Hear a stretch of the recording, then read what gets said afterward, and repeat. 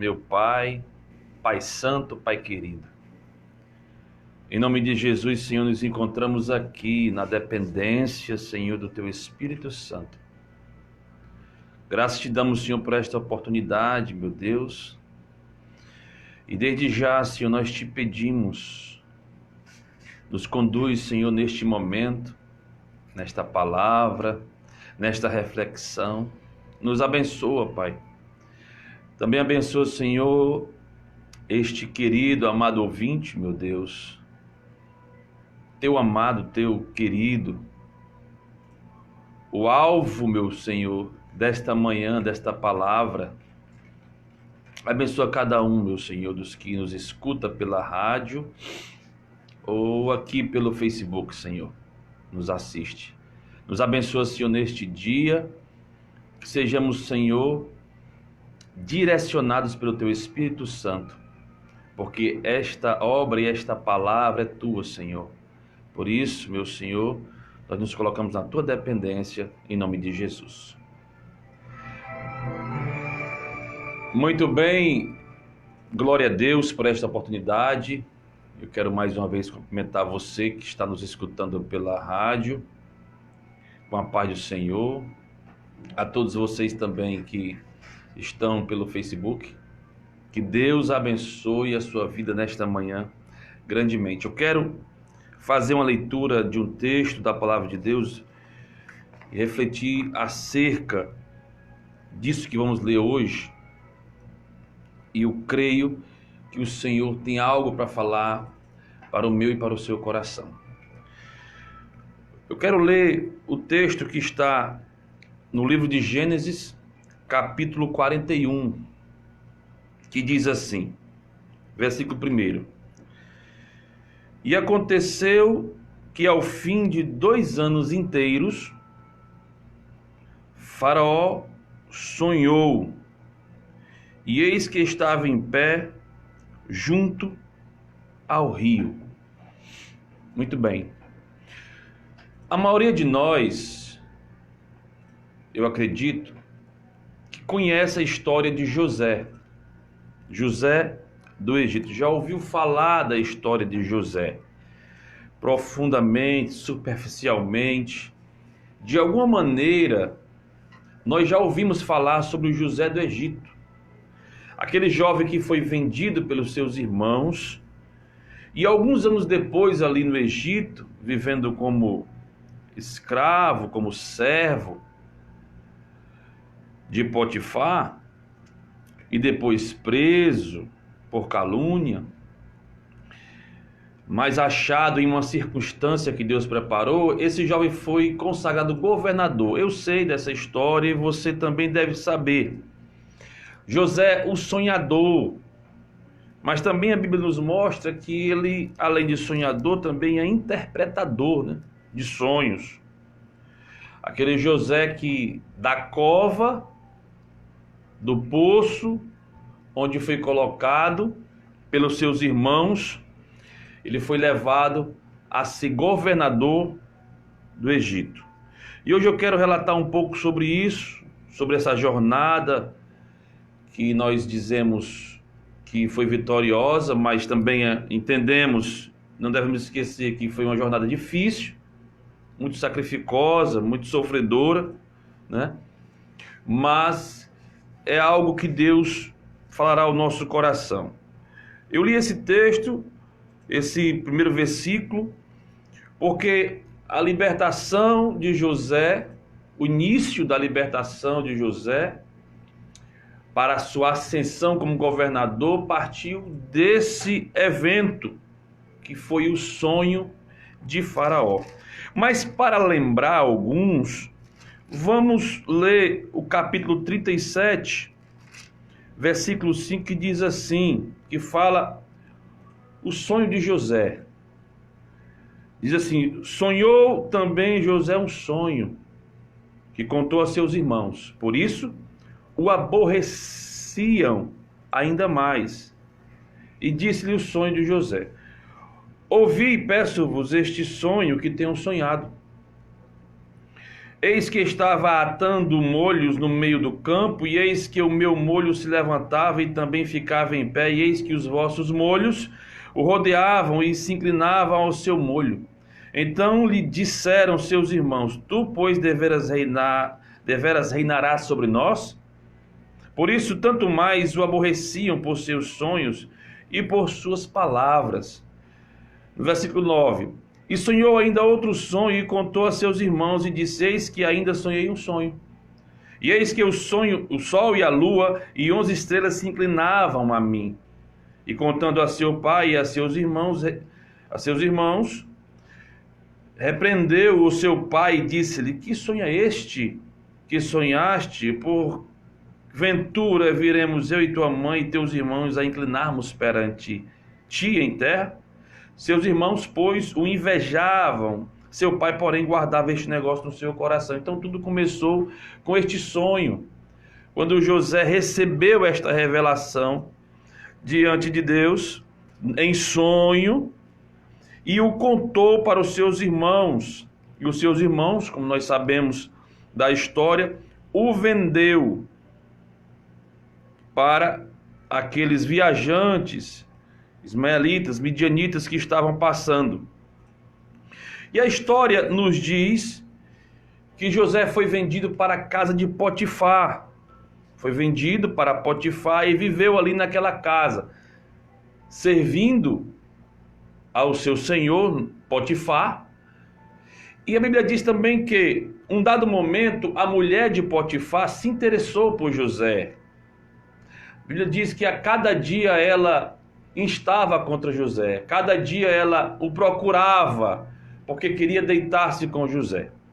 Porém, José resistiu, mas em um dado momento, essa resistência acabou que, na fuga de uma das tentativas da mulher de Potifar, ficou a capa de José na mão dela, e ela o acusou de ter se levantado contra ela, de ter tentado a escarnecer, ou forçado deitar-se com ela. Ela contou essa história mentirosa para os servos que estavam na sua casa, e em seguida, quando o seu marido chegou, Potifar, ela repetiu a conversa. Irando-se, Potifar colocou José na prisão. E nós sabemos que um tempo que ele viveu naquela prisão, o copeiro do rei sonhou um sonho. E José se interessou, porque aquele copeiro estava em estado de tristeza. E José se perguntou: o que está acontecendo com você? E ele disse, relatou, revelou o sonho que tinha sonhado. E José interpretou aquele sonho daquele copeiro do rei, que estava preso também por ter pecado contra o rei em outra oportunidade. Não só o copeiro do rei, mas também como o padeiro do rei também estava preso. E o padeiro do rei também sonhou, e José também interpretou o sonho. Porém, o sonho que José interpretou do copeiro fazia com que, revelava que o copeiro ia ser ascendido novamente, ia ser levantado novamente a servir ao rei, e o padeiro ia ser enforcado. E isso aconteceu. O padeiro foi enforcado e o copeiro foi levantado novamente para servir ao rei. E José disse: lembra-te de mim. Porém, como nós também sabemos, o copeiro esqueceu-se de José. A Bíblia diz que, passando-se 2 anos inteiros, depois que o copeiro saiu da prisão, depois que o copeiro foi chamado novamente por Faraó, à vista de uma festividade que havia no reino, depois que ele saiu, o copeiro saiu, passou-se 2 anos inteiros, como nós lemos aqui no versículo. E aconteceu que, ao fim de 2 anos inteiros, Faraó sonhou. Aí Faraó teve um sonho. Que sonho foi esse de Faraó? Diz assim: eis que subiam do rio, esse é o sonho de Faraó. Eis que subiam do rio, eis que subiam do rio 7 vacas, no versículo 2, formosas à vista e gordas de carne, e pastavam no prado. E eis que subiam do rio após elas outras 7 vacas, feias à vista e magras de carne, e paravam junto às outras vacas na praia do rio. E as vacas feias à vista e magras de carne comiam as 7 vacas formosas à vista e gordas. Então acordou o Faraó, depois dormiu, e sonhou outra vez, eis que brotava de um mesmo pé 7 espigas cheias e boas. E eis que 7 espigas miúdas e queimadas do vento oriental brotavam após elas. E as espigas miúdas devoravam as 7 espigas grandes e cheias. Então acordou o Faraó, e eis que era um sonho. Então Faraó sonhou.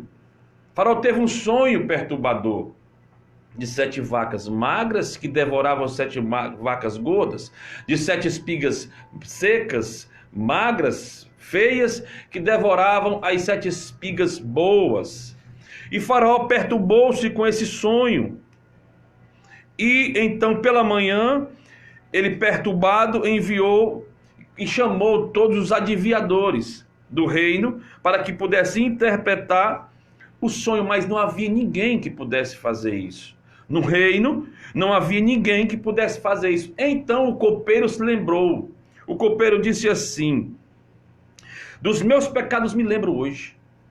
Estando o Faraó muito indignado contra os seus servos e pondo-me sob a prisão na casa da guarda, a mim e ao padeiro, então sonhamos um sonho na mesma noite, eu e ele, cada um conforme a interpretação do seu sonho sonhamos. Estava ali conosco um jovem hebreu, o copeiro dizendo para o rei, servo do capitão da guarda, e contamos-lhes e interpretou-nos os sonhos, e cada um interpretou conforme o seu sonho. Então, depois de 2 anos, o copeiro se lembrou de José, falou para Faraó acerca de José, e Faraó mandou logo chamar José. José se preparou e foi para diante de Faraó, e Faraó contou o sonho para José.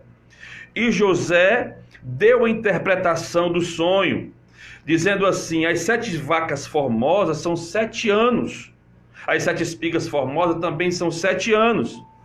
7 anos de fartura. E as 7 vacas magras e 7 espigas feias são 7 anos de seca. E José deu toda a orientação a Faraó, a partir da interpretação que Deus o concedeu que desse. Então Faraó achou graça, Faraó gostou daquele negócio, a palavra foi boa aos olhos de todos quando José deu a orientação que ele pudesse produzir trigo, produzir alimentação em abundância nos próximos 7 anos, separasse a 5ª parte da produção e guardasse em celeiros para que quando viesse a terra seca, quando viesse o momento da seca, o momento da escassez, o Egito tivesse a provisão necessária para sobreviver. E isso foi bom aos olhos de Faraó e toda a casa de José. Aí, toda a casa, todo o reino, todo o palácio, todo o Egito. Aí foi que Deus começou a trabalhar na vida de José. Havia uma vontade revelada de Deus para José, através daquele sonho.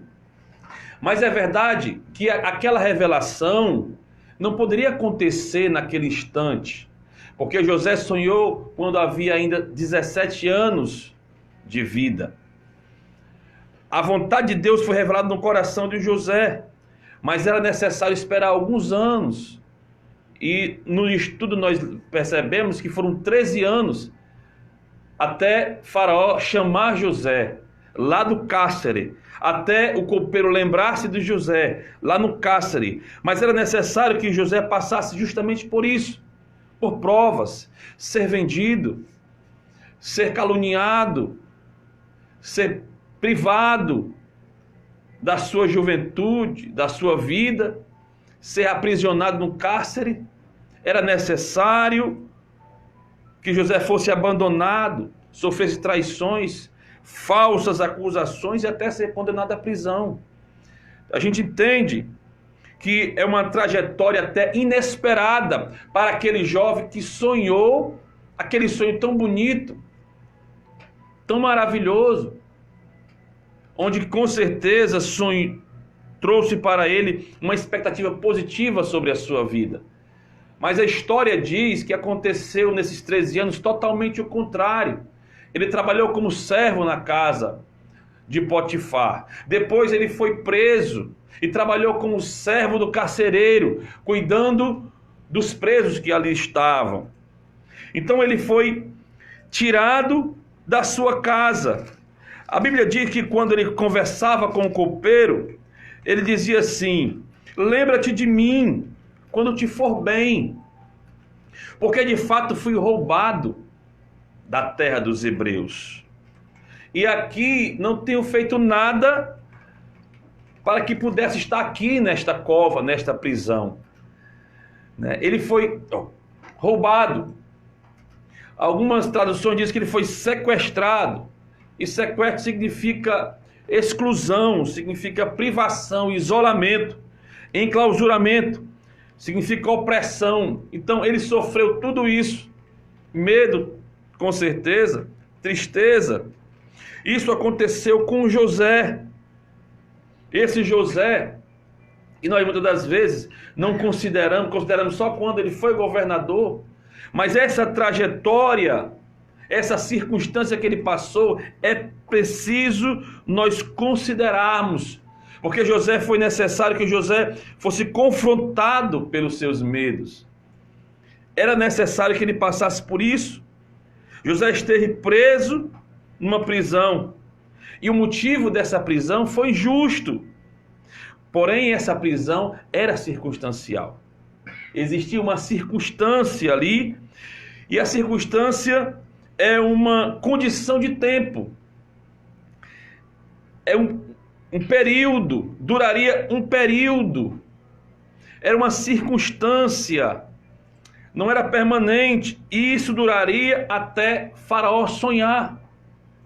E desde quando ele saiu da terra dos hebreus, dos seus pais, vendido, traído pelos seus irmãos, até ele ser chamado por Faraó, durou 13 anos.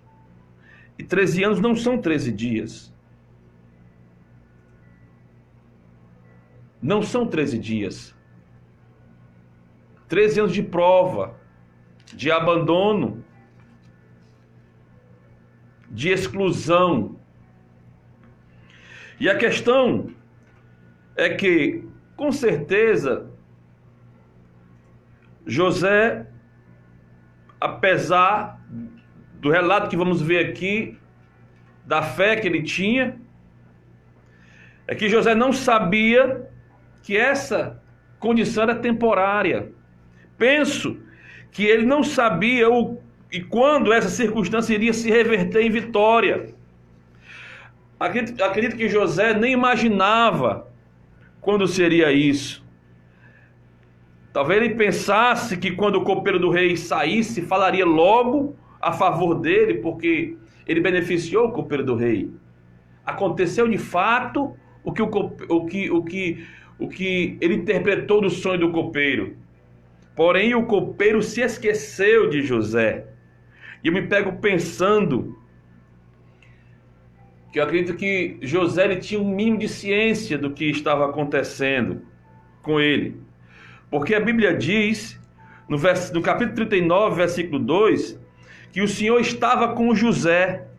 E José foi varão próspero e estava na casa de seu senhor egípcio.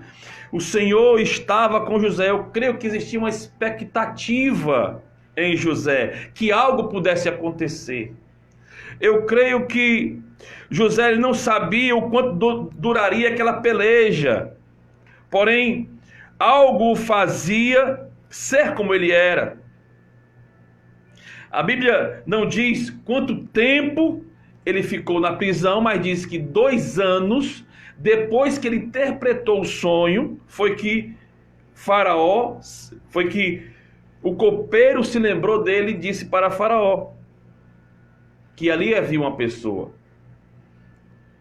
Então José, eu acredito que ele nutria essa expectativa de que algo pudesse acontecer. Aí foi quando Faraó sonhou, ele foi chamado, mas somente depois desta circunstância particular que foi direcionada para José. E como nós lemos, após esta interpretação, após este acontecimento, foi que José foi chamado por Faraó. E aí foi retirado da prisão. Eu quero dizer para você, meus irmãos, que as circunstâncias, elas podem até nos dizer que nada vai dar certo. Que as circunstâncias que nós estamos vivendo, ou o estado atual que nós estamos vivendo, a condição do tempo que nós estamos vivendo, podem nos revelar que nada vai dar certo. Mas a verdade é que existe um plano sobrenatural, existe um plano soberano sobre a nossa vida. Eclesiastes diz assim, 7:8, melhor é o fim das coisas do que o princípio delas. Melhor é o paciente de espírito do que o altivo de espírito. Provérbios 14:29 diz assim, o longânimo é grande entendimento, mas o que é de espírito impaciente mostra a sua loucura. Eu quero dizer para você que José manteve algumas características que dizia que ele não tinha esquecido do que ele tinha sonhado. Porque a Bíblia diz que o Senhor era com José. Se o Senhor era com José, o Senhor se agradava com José. Se o Senhor se agradava com José, portanto ele era com José, é porque José tinha fé. E a Bíblia diz em Hebreus capítulo 11, versículo 6, que sem fé é impossível agradar a Deus. Por isso importa que aquele que se aproxime de Deus creia que Ele existe e que Ele é galardoador dos que o buscam. O que me leva a crer e que fez José sustentar toda esta opressão, vivenciar essa circunstância com a sua fé intacta, e que Deus pudesse estar com ele, prosperando ele em tudo que ele fazia, o que me leva a crer é que José não esqueceu da promessa. É que José não perdeu o foco em nenhum momento. Por isso ele foi resistente a todas as adversidades. É por isso que ele foi resistente à tentação da mulher de Faraó, que a tradição diz que era uma mulher muito bonita. Mulher de Potifar. Diz que era uma mulher muito bonita. Porém, José não cedeu à tentação porque não queria pecar contra o seu Deus. Em obediência a Faraó, que tinha o confiado, Potifar, que tinha o confiado todas as coisas da sua casa, mas sobretudo em temor a Deus. Então o que me leva a crer é que essa circunstância vivenciada por José, de dificuldade e adversidade, não foi capaz de matar a sua fé e a sua esperança e a sua expectativa de que Deus estaria ao seu lado. Portanto, o prosperava. E eu quero concluir esta palavra, que eu creio que esta palavra é para você, é para mim, que vivemos circunstâncias adversas. Eu não sei o quanto tempo, que tamanho esse período, dias, meses, anos, que você vive uma situação, uma circunstância difícil, um estado adverso. Mas eu quero dizer para você que a circunstância é uma condição de tempo. Existe um período, um começo, mas também existe um fim. E que a fé e que a expectativa em Deus é que nos levará a vencê-la Assim como José, que não desistiu de sonhar, não desiste de sonhar. Assim como José, que não desistiu, que não perdeu o seu foco, o seu alvo, e se lembrou daquilo que veio ao seu coração, e se manteve firme, faça isso. Se você é aquela pessoa que continua firme, perseverando, está utilizando a sua fé para superar as adversidades, Deus está escutando a sua oração. E se você é aquela pessoa que desistiu, eu convido a você a voltar. Voltar a crer, voltar a acreditar, voltar a sonhar. Porque esta é a única maneira de encontrarmos o Senhor. É a única maneira de recebermos forças, de atrairmos a presença de Deus para nós. É com a fé. Não perca o seu foco.